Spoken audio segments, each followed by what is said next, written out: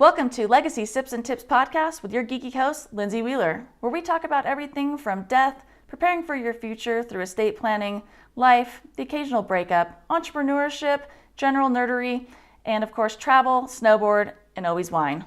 Welcome to Legacy Sips and Tips with your host, Lindsay, and today we're going to talk about all things furry. And not that kind of fur, everyone, dirty. As you all know, I have cats, I have chickens, I have an animal lover, I have all my little critters. I used to have rabbits, I had a ferret at one point, I've had hamsters.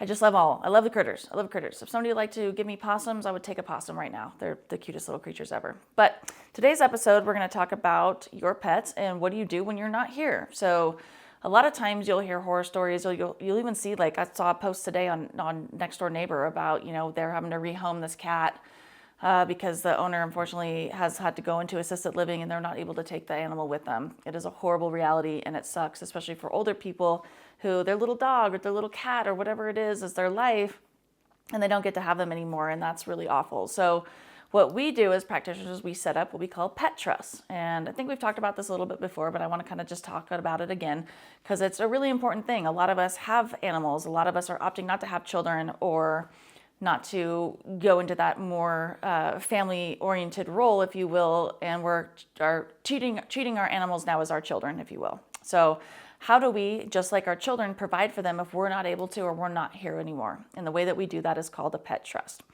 So usually what we do is we'll set up your estate plan for you, that revocable living trust, and within that document or a set-aside document, you can do two separate ones. You can put it into your estate plan or you can do a full separate pet trust for your pets. And with that, we're going to lay out what happens to that animal. So the important things to really understand when you're setting this up is maybe not being so specific with your animal, because unfortunately we outlive our animals. So you can be fairly vague in the sense of, I want these things to be taken care of for any animal that I have at the time of my death, if you will. Or you can be specific. Maybe you have older animals that will outlive you if you're older, or you have animals that by themselves will outlive you. Tortoises, turtles, parrots, certain birds are going to outlive you. So you can then by them specifically name them. Like one client had Sir Speedy. I think we talked about that. He was a tortoise and he was born in 1976. He's definitely going to outlive everybody.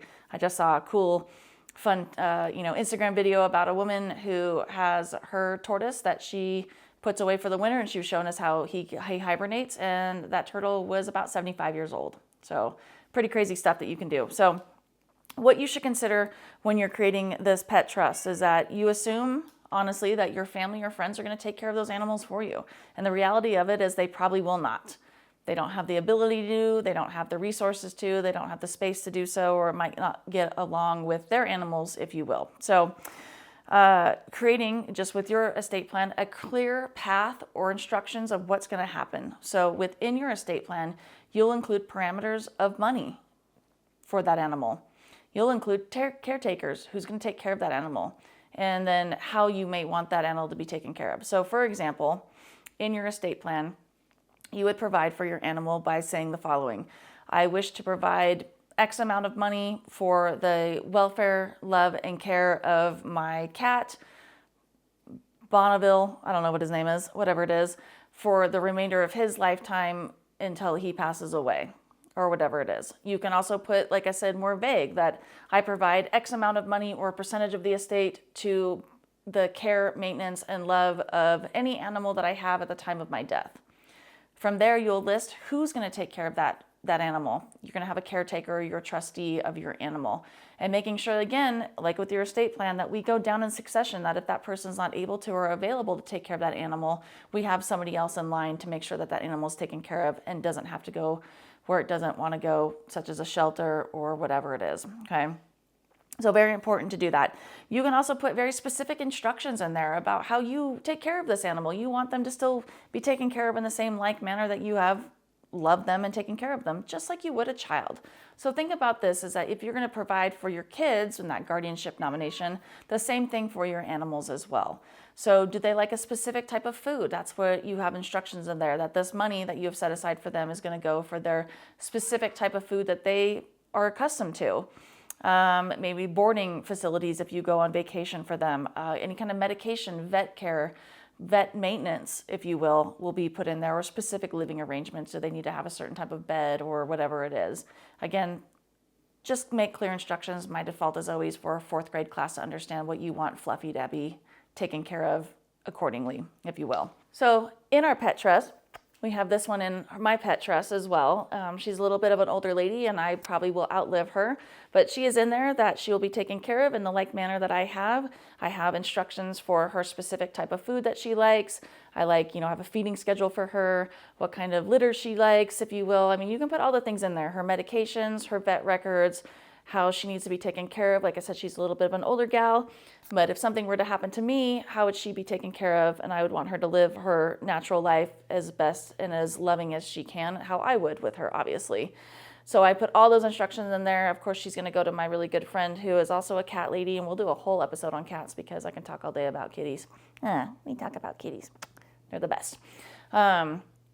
So she, of course, is going to go to her. If she's not able to, then I want to make sure that she would be the one who would pick where she would go, because I trust her implicitly of where she would want these animals to go and be having happy, healthy, loving lives, if you will. So it's very important to have these things set up, again, those instructions, because at the end of the day, if you aren't here and your animals are left, somebody is going to come in there if you don't have anything in place, and oftentimes just bring them to the animal shelter, or I've seen them too where people just let them out the door.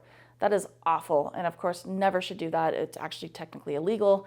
So, but that's the reality of life, unfortunately. So they might go to animal control, they might go to the county, they might go to a kill shelter where you wouldn't want your beloved animal going to. So making sure that you have a plan for where they go and somebody to take care of that plan for you is very important, and that's why we include those animal or pet trusts within our estate planning documents.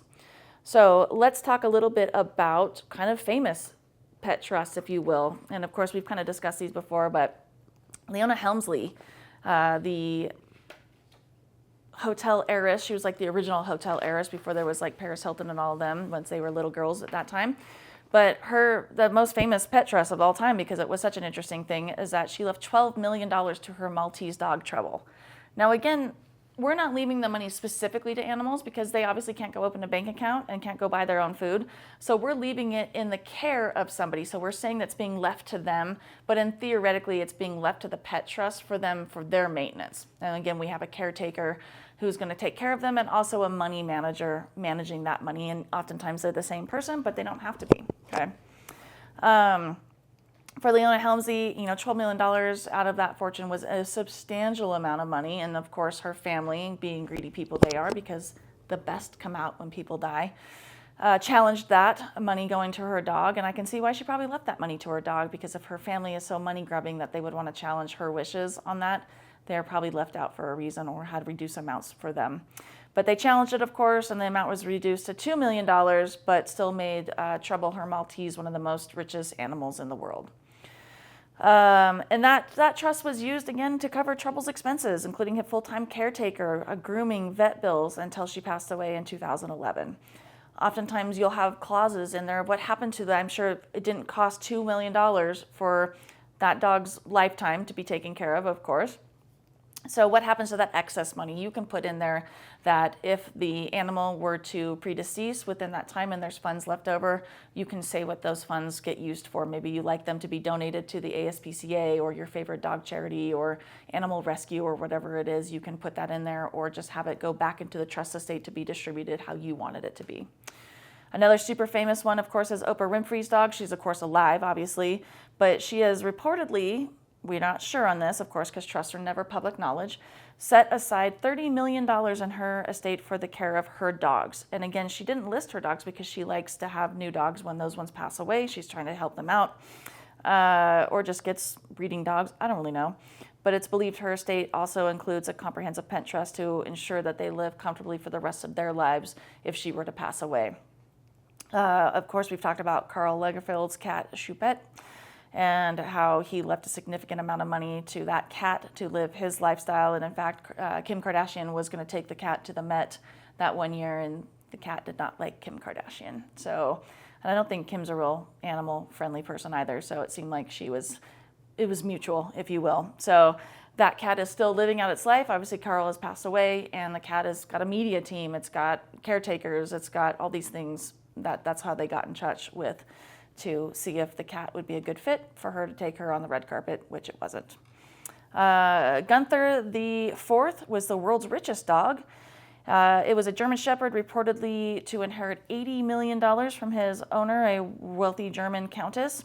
The dog's estate was managed by a trustee who has invested in properties, making the dog one of the wealthiest animals ever to live. So again, that caretaker and that trustee is making sure that that dog's money, if you will, is still earning just like you would with your kids. They just have a shorter lifespan, essentially, and they're probably not going to college. So again, what is really important when you're thinking about setting up a pet trust is making sure that that caretaker that you have determined to be the caretaker for your animal is somebody that you love, that you know, that you trust, that you know that is going to take care of your animals in that same fashion manner that you would and love and support them for the rest of their lives, just like you would who would take care of your kids in that guardianship nomination. Again, it's very important that you're not going to give it to somebody who's just going to dump them at the shelter. It's a good idea to also name that alternate caretaker. Maybe that person is not available. Maybe they've passed away. Maybe they're not a good fit at the time to take these animals, even though that you felt they would, giving alternates that way. And then, of course, naming the trustee who's going to then manage those funds to take care of that animal for their lifetime and manage the money that that caretaker will need for the animal for their lifetime. So for today's wine talk, we're going to talk about a wine that we may have talked about before, but this is a Meadowcroft white. It is a Rousseau. It is from the Dry Creek Valley, which is pretty fun. It is bottled, of course, by Meadowcroft in Sebastopol. Really nice winery, makes really good wine, sustainable. Of course, that's why the B label is, because save our bees. Again, it's a screw top because they're preserving that as well and saving that. So great wine for you guys to drink. It's a 2023. If you ever like the Meadowcroft winery, it's a great winery. You can definitely check them out. So again, when we talk about setting up these pet trusts, just make sure that you have the terms and conditions like you would taking care of a child. They are animals, they are living, breathing things. They need to have proper health care, veterinary care. They need to be having proper nutrition, what kind of food do they eat. They need to be maintained or groomed, if you will. So it's very important to make sure that that's all spelled out in your pet trust so your people know exactly what you want or how you've accustomed these animals to be raised. Also very important, just making sure that that person that you have named as the caretaker has a backup just in case. And then also who's going to manage that money for that caretaker, or they might be the same person. Either or is totally fine. You can also consider, the animal's age, what kind of breed they are, their health, their lifestyle, and determining what kind of amounts that they might need for the remainder of their lifetime. Older pets might need more money. So my little kitty girl here, she's an older gal. She might need a substantial amount more money as she ages and, starts having health ailments, if you will, to make sure that she is taken care of and as healthy and happy as she can be. Also, when you're doing these estimates, if they need grooming, they need maybe dental care, what kind of food do you feed them that they're accustomed to? I feed my cats some bougie food because I want them to have nice, healthy stuff, if you will. And then again, provide those detailed instructions of what you want to have them raised as or taken care of. Do they have unique habits or requirements? Do they have a special bed or a favorite toy or whatever it is that you have done for them, that you've spoiled them with, that they continue to be spoiled in that way? Because think about how traumatizing it is for them. They can't speak to us, they don't know. And that you've been their person, obviously animals bound to their people and vice versa. Just imagine that for them. They don't know what's going on. They don't understand why you're not there anymore. They don't understand why you're not there to take care of them. And that can be really, really upsetting and traumatizing for them. So making sure that they're going to be transitioned to a place that's, safe and loving and calm for them is really, really important. So if you have, for instance, cats like myself who do not have children around them, they're only cats in the house. They don't have dogs. They don't have any other animals. The chickens, of course, are outside. And you then pass away or you're not able to have them, and then you have them go to some place that has maybe young children, they have dogs, they have a lot of chaos and a lot of energy in the home. That might be very upsetting for those animals. So consider that when you're thinking about who's going to take care of these animals, that they should go maybe to a friend that only has one other cat or maybe doesn't have cats or children, to make sure that they're taken care of and not stressed out, because you not being there is going to be super stressful as it is for them. And then being thrown into a new environment is going to be overwhelming for them. So just some things to consider and think about. Some pitfalls when you're doing this is making sure that you update your trust. A lot of people fail to do that. They will set it, which is great. And I always say, every 3 to 5 years, take a look at it. And that includes your pet trust. Every 3 to 5 years, making sure that that is still what you want. That person who's going to be taking care of them is that same person. The money funds are still there, that maybe that pet has passed away or you have a new pet. Making sure that those things are updated just so people know what you want done and what's going on.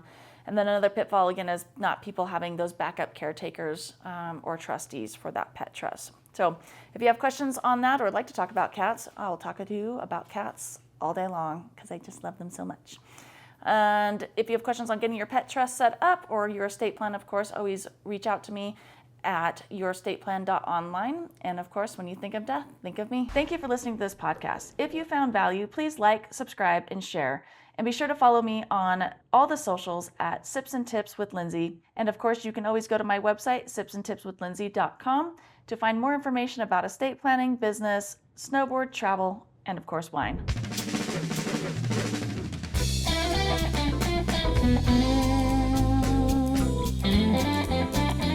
As always, we have to get the legal stuff out of the way. I went to law school, so you don't have to. However, we have to read the special disclaimer that I am not a practicing attorney. I am not your attorney. I am not offering any legal advice in any content or any episode.